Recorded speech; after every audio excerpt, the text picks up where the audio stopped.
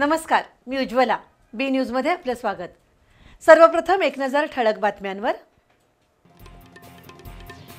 ठिकपुर्ली जवळ काळम्मावाडी थेट पाईपलाईनच्या गळतीमुळे शेती पिकांचं मोठं नुकसान. भरपाई मिळाल्याशिवाय काम सुरू करू देणार नाही, संतप्त शेतकऱ्यांचा जल अभियंत्यांना इशारा. जयसिंगपूरमध्ये अग्नितांडव, 7 दुकानं जळून खाक, तब्बल 80 लाखांचं नुकसान.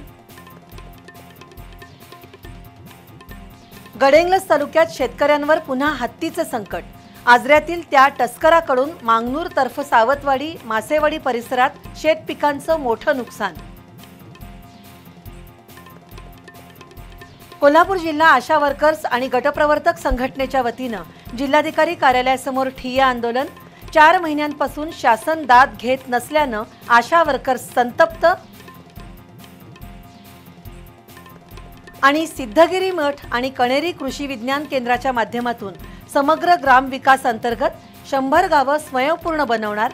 अदृश्य काळसिद्धेश्वर महाराज यांची माहिती.